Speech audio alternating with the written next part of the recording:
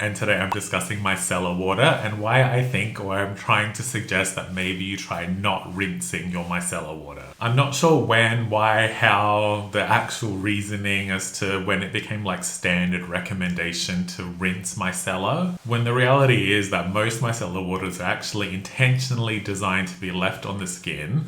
And that's how they started from inception. I guess a lot of the reasoning why people might suggest to rinse it off is that they do contain surfactants. And surfactants along the way developed a reputation of being automatically drying and automatically damaging. But there's actually no logical reason to avoid or fear surfactants as a whole class of ingredients. They're not automatically too strong and they're not automatically damaging the skin barrier. And really, like moisturizers, serums, they all contain surfactants as well. We just know them as emulsifiers. But a lot of the surfactants that appear in micellar waters are used in other products as well to emulsify, to actually create the creamy texture. So I don't understand this reasoning as to why it's fine to use them in a cream but not fine to leave on in a micellar. So the word surfactant doesn't really tell you anything. The context of use is really what matters. There are lots of different surfactants on the market, and I'm not saying that all surfactants should be left on the skin. There's just different classes of ingredients. There are different strengths, there are different doses, and there are different charges. I'm not a scientist or an actual chemist or anything like that, but from what I understand, the charge of a surfactant matters a lot in terms of how severe it would be on the skin. Typically what you find in micellar waters are non-ionic surfactants, and these are known to inherently be more gentle on the skin. Non-ionic surfactants generally don't have a strong affinity or like denaturing potential for natural skin lipids or proteins. And so a lot of the concern that comes from using micellar water is that it'll kind of like break apart or disrupt the lipid bilayers. That's sometimes known as like the skin mortar. As I said a minute ago, there are different types of surfactants and there are also different types of non-ionic surfactants. So I'm also not suggesting that all non-ionic surfactants won't damage the skin automatically or inherently, but they're just not one class of ingredients, so there are going to be super gentle options, and this is really where the brand claims come into play. You'll often see brands recommending not to rinse a micellar. Some of them even go so far as to suggest that you actively leave them on for skin benefit, and there's absolutely no reason to doubt this. I don't know why. I don't know where the skincare community developed this mistrust in the industry. Yes, there is a lot of marketing language out there and a lot of fluffy marketing that is maybe not as accurate as it could be, but brands are not out to hurt you. They're not out to damage consumers' skin. They want you to see results. They want improvement. They want loyalty. So it is nonsensical to me for everybody to have this opinion that what brands are telling you is intentionally wrong. Now, that's of course not to say that people don't have sensitivities. Of course that can happen, but as a general rule of thumb, the brand directions are a pretty good idea and are a pretty good case that something is fine to use the way that it's promoted. You cannot treat a product the same way across the board. The type of formulation matters a lot. I also don't want to come across like blasé. I can't sit here and say that micellar water absolutely will not cause irritation. Neither can a brand, but ultimately any skincare ingredient anybody can react to. There's no such thing as 100% like safe to use. Anybody can react to anything. So there's just again no logic in pinpointing an ingredient category like a surfactant and then blaming that for skin issues that might come up when really there is potential skin benefit. Now I think probably if you apply micellar water many times in a day and you're layering and layering product, you are likely going to disrupt your skin barrier in that context.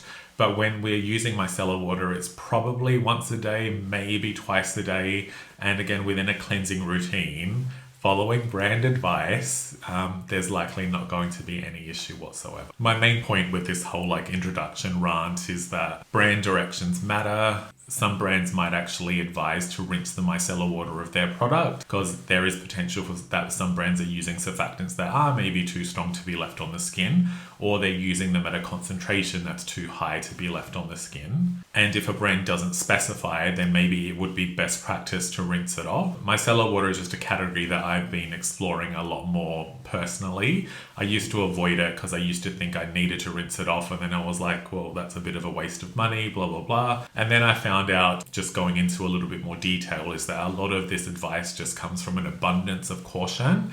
And I'm just tired of living my life with such an abundance of caution. Like, we don't need to be covered in cotton wool.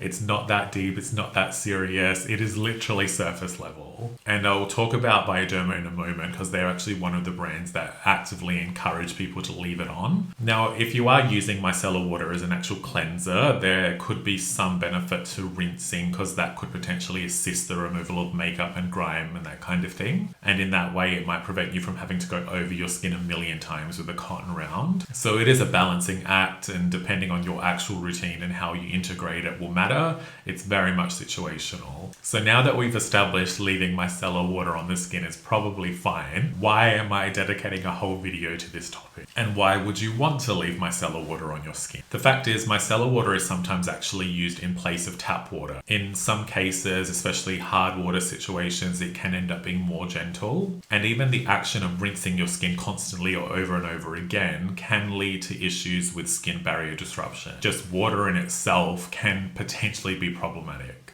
Now, I'm personally not too concerned with water rinsing. That's no big deal. So the reason that I've started integrating micellar waters into my skincare routine fairly frequently is more to do with how clarified and refreshed and just clean my skin feels after. I essentially consider micellar water to act as a toner. So I use it after cleansing, or like the last step in my cleansing routine, not the first step. So for example, if I'm using a cream cleanser, I'll usually start with a cream cleanser, then follow up with a micellar, and that would be the end of my cleansing routine. And then I go on with an essence and serum. Although if you're using micellar water probably the way that it's intended for makeup removal, then it's of course fine to use that first or even by itself. I guess I just find micellar water to be fairly gentle leaning. So I kind of think a cleansing balm or cleansing oil would probably be more effective for actual makeup removal. But again, that's going to be very formula dependent. And part of the reason I went down this road of micellar waters is I've been a big fan of denatured alcohol in skincare, especially in toners. So they gave me that refreshing, clarified feeling. Clean Beauty and even dermatologists and stuff, they kind of fear-mongered alcohol in skincare. So that started to disappear from a lot of products, and I wasn't getting that kind of clean feeling sensation that I really wanted. And these days, I think skin cleansers, they've become much more gentle, which is great because we're not risking stripping our skin. But they're so gentle and they're so hydrating that a lot of them leave behind a film now. And so it's like after I finish cleansing, I already feel like my skin is moisturized because of the film that a lot of these cleansers are depositing.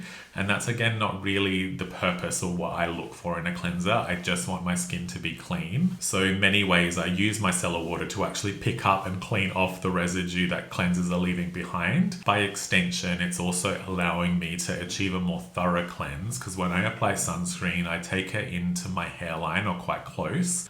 So like really quite up here and around, and also along my ears and down my neck. And I just find that using a typical cleanser in those areas isn't super convenient. So if I finish off my cleansing routine, or even if I start my cleansing routine with micellar, I'm able to get into my hairline, on my ears, on my neck really easily, and then a cotton round just picks up the leftover sunscreen from those sections. So in a nutshell, I'm able to get a thoroughly cleansed skin everywhere, while also achieving the sensation of actually clean skin that I feel like has been a little bit lost. Most micellar waters do have a little bit of a conditioning property to them, but the surfactants that they use are inherently very low residue, so it's very difficult to feel a micellar water unless a particular formula has been boosted with additional hydrators and so on. But because that ends up being my toner step, it's kind of leading me into serum moisturizing anyway. Now, I don't think using a micellar water in this way is necessary for everybody. I guess maybe I would suggest if you feel like you're fairly congestion prone, or you just like that clean skin feeling, then I would maybe recommend trying micellar water as a leave-on product in a toner step. If you have super sensitive or super dry skin, this might be redundant. It could even potentially lead to more issues in that case. But it's going to be such a personal experience that it's maybe something that you try a handful of times and see how your skin copes and deals with it. Micellar waters are generally very diluted, so just the amount of surfactant that's being left on your skin is very minimal. So again, unless your skin is super compromised, I can't see it being a problem. I now have a huge stash of micellar waters from lots of different brands, and for some reason I've developed a really bad habit of buying micellar waters from luxury brands. It just, I don't know, has made it more of an enjoyable process, but it's absolutely not needed. Micellar waters, you can get some really great ones at drugstore pharmacy. There are just a lot of different textures available now, and they are starting to build in a lot of ingredient stories within these micellar waters. And so I found that some of them are more clarifying and refreshing, while others are kind of conditioning and softening. So it's just been fun to explore the different experiences with them. Now, one of the key brands that pioneered micellar water is, of course, Bioderma with their Sensibio line. I've just got like the 30th anniversary edition Victoria Beckham bottle here. It doesn't usually look like this. Bioderma sent this to me in PR. This is not an ad or anything, but it's kind of what inspired this video because they're so passionate about micellar water. And I do think the Sensibio micellar is probably still one of the best, if not the best micellar waters on the market.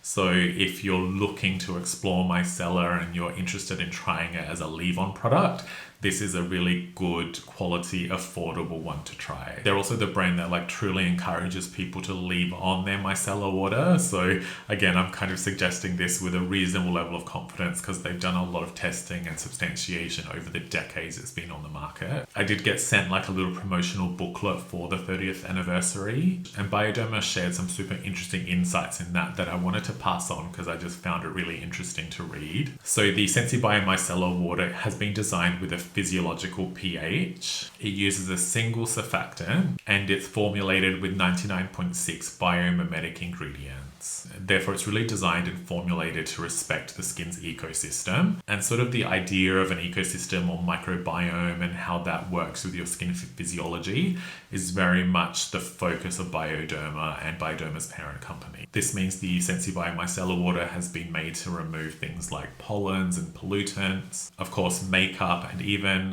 thorough removal of heavy metals. But it does this while still respecting the skin barrier and not interfering with the natural diversity of skin's microbiome. They very much pride themselves on this being a super high tolerance formula. Now, this is the part that I found most interesting because I wasn't expecting to read it for some reason, but Bioderma is very confident in saying that skin benefits are multiplied if the micellar water is not rinsed off. In their testing, Sensibio micellar reduces sensations of discomfort by 79%, and that's thanks to, I think, a sugar complex in there that they call DAF, which is actually designed to increase skin sensitivity threshold. And also they say that the moisturizing benefits of Sensibio are 6 times greater if the product is not rinsed off. So effectively that's implying that you're fortifying the skin with moisturization by leaving it on, not drying it out like a lot of people seem to suggest. Now, that's just one key example of Bioderma because micellar water is such a big category for them, but I love a lot of other brands and have tested and used a bunch lately. I've spoken a lot about the Kogan Dough Cleansing Spa Water. That's a huge favorite of mine. The Sensibio feels a touch moisturizing, so I think the viscosity of it and the way and like the skin feel does have, you can kind of notice it a little bit more. Whereas something like the Kogan Dough Cleansing Spa Water is quite invisible, but it still has, I find it to be very hydrating, but just super lightweight. I also really enjoy the Bully range of cleansing waters. I specifically use, I think it's ionized water too. I think Chanel makes an awesome cleansing water. Dior does a great one as well. If you're a La Mer fan, I think their micellar is also excellent. and I actually love to use that even more so than their tonic and mist. And even the La Prairie micellar water is quite good if you're in the La Prairie family, but there's of course no reason to spend La Prairie money on micellar. And all of these that I've mentioned I've personally used and still continue to personally use as a leave-on product with absolutely no signs of dryness, dehydration, or irritation from. Ultimately, and this is also something that Lab Muffin suggests on her blog because she has written a whole thing on micellar water, I get the impression that maybe Lab Muffin is maybe a little bit more cautious about leaving micellar water on the skin, except for from selected brands like Bioderma. So again, this is something that maybe you want to research a little bit more, and I'll link her post down below. But basically, I think you'll know quite quickly if micellar water isn't agreeing with your skin. It should start to feel a kind of tight, maybe a little bit prickly.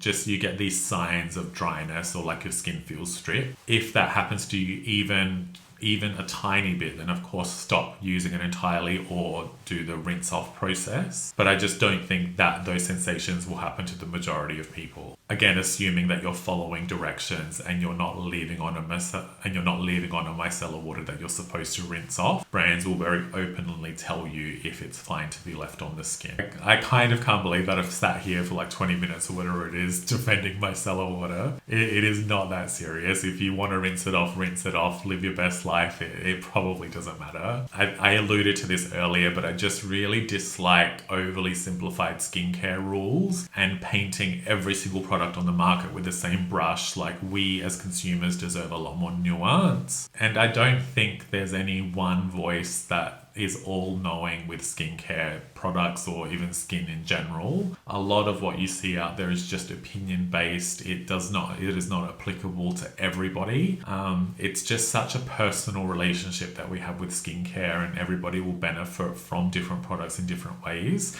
I'm just trying to encourage you not to fear products, because realistically the worst thing that will happen is that your skin will be temporarily irritated and you'll know not to do it again in the future. But that's hardly an end of world crisis. So yes, I'm pro micellar water, I'm pro fragrance, I'm pro denatured alcohol, all the things a lot of other people tell you to not use. I think it's basically all bullshit, and we need to live in a state of enjoyment a little bit more and embrace product design, trust the process, trust the chemist, and have faith that brands aren't out to harm you. Anyway, thank you for watching. Please don't forget to like and subscribe. Let me know if you disagree or what your thoughts are. Again, as I always say, I'm trying to encourage a community of feedback. I'm not barking information at you. I am not all-knowing either. I'm just sharing kind of the experiences that I've had with product, and I will see you in the next video.